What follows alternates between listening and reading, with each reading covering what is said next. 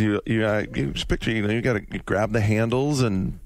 But okay, twist. so more about this whole experience. So like we're at this crazy hotel. It's like the Overlook Hotel late at night, and there's no one there but us. And all we're doing is playing Metal Gear, and all we want to talk about is Metal Gear. And we don't have any TVs. We're completely cut off from the outside world. There's no internet.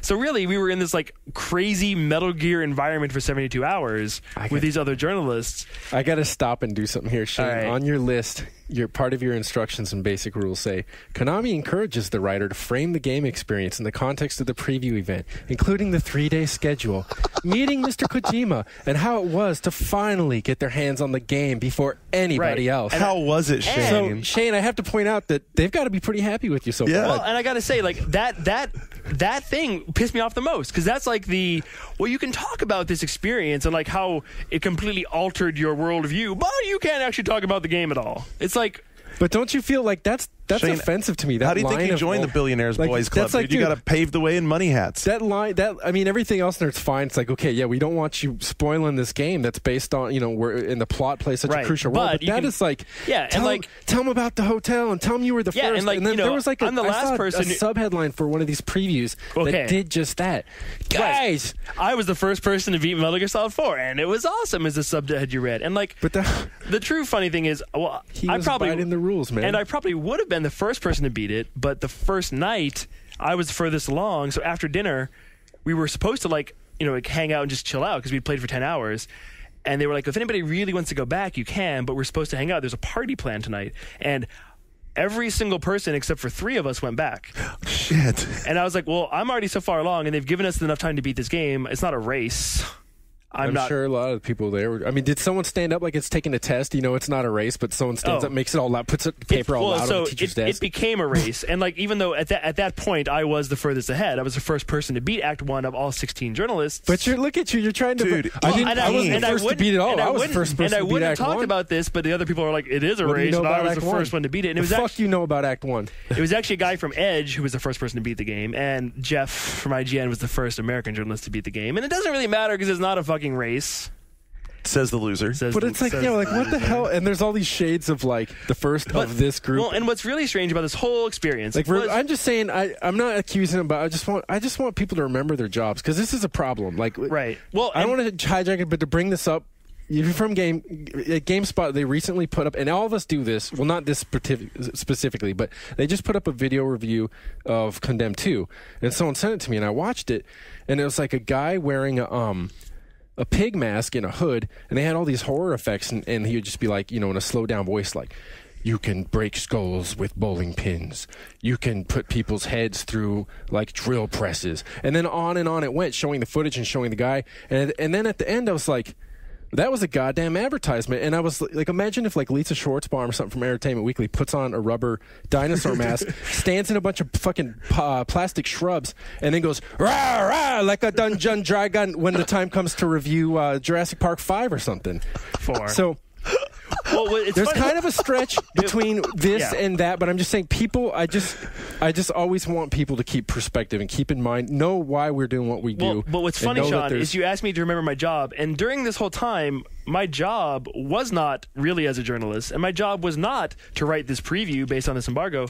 The reason Konami brought us all to their mountain secret retreat to play through Metal Gear Solid 4 3 months early was to help balance the game. Well, that's what I've been waiting to see if you were going to bring up or not. And I am, because other people talked about it in their previews, and I really wasn't going to, but that was the reason we were there. I mean, as a reporter, does it not stick in your craw a little bit that you're not just reporting on the product? I mean, you're going back and informing their development process before it's finished. I found the whole thing very startling, and the fact that a game of this caliber, they would do this on. Because it's normal. I think you shouldn't review it now, though.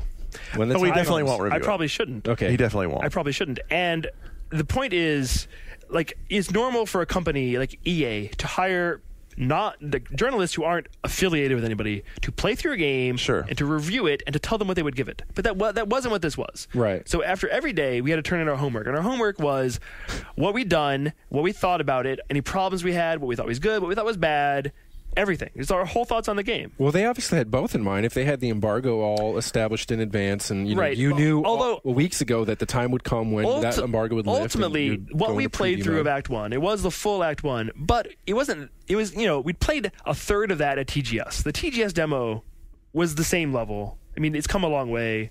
But Sure. if they wanted to do a preview event, they could have done a preview event. What they wanted us to do was to help them fix this game. Mm-hmm. No, they And wanted you you to never- help tweak it. Help tweak And this. you which never is- and you never went into that with a moment's pause. You thought, I thought it was strange. it's a little questionable. but Here's at why, the same like, time, about the- reviewing it, because Right. now, say you submitted all this feedback, and then now hypothetically, say the game comes and you review it, and you're looking at it, and you're like, man, I gave them all these fantastic ideas. What the fuck? They didn't even listen to anything I said. They didn't value my opinion. Fuck them. They could have made this better. This isn't the game, Right. and they don't have any excuse because they know better. I told them better. I mean, I'm not saying you're going Right. to be like that, Well, but that could happen, and you don't want to be in that position where you have to defend it. Right. I mean, I really can't go into details, but there is one part of the game that a lot of people agreed needed some work, balancing issues, like very specific balance issues with this level, and I'm very curious to see what they do, and I think they will fix these issues, ultimately. But like having played through this whole game, it makes me sad that I can't review it, because right now, like, I could write a huge review of this game. Like, but regardless of When is it coming out? June 12th. Okay. And like, regardless of what happens to that one thing I talked about, it doesn't even matter. I mean, it really doesn't even matter to me, ultimately. A huge balance thing doesn't matter? I mean, I was able to get through it, and I thought it was way too hard, that thing. Like, everyone agreed it was too hard, but it was doable. I did it. Everyone did it. It was too hard for the average player, for sure.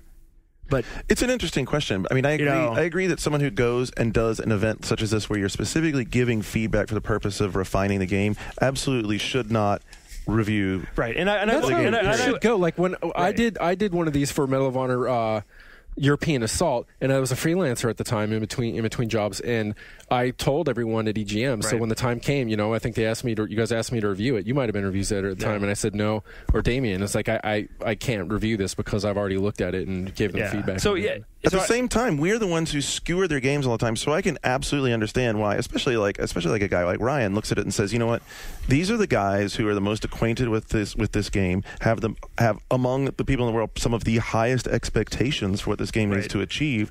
These are the people that I need to know where I stand right now to make this the best it can be when it comes out. It was assuredly an unprecedented event. I have been in this industry for 8 years. I have never seen anything like this, ever, for a game of this caliber, for people to do this. And I actually applaud them. I mean, I can't review the game now, but if these 16 journalists, if the things we told them make this a better game, in the end of the day, it was completely worth it. Yeah, I mean, your collective ability as that group to give them valuable feedback has got to be a lot higher than a focus group they pulled off the street of either Tokyo or LA. Well, they will. I mean, I don't know. I don't want to undercut like the contributions, but I mean, like most teams, if they have a big budget and it's a game as important as this, they'll have those people that are off the street, and in ways, those people can be more informative than any of us, because they're going to be making mistakes that none of us would make, because all we do is this all the time.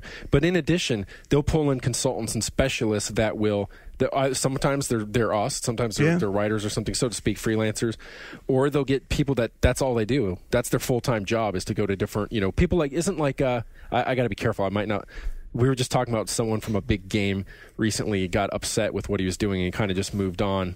He was a producer. Now he's just doing this consulting for various people. And so there's people like that. There's a lot of sources of input. So there you go. So, not going to get to review it.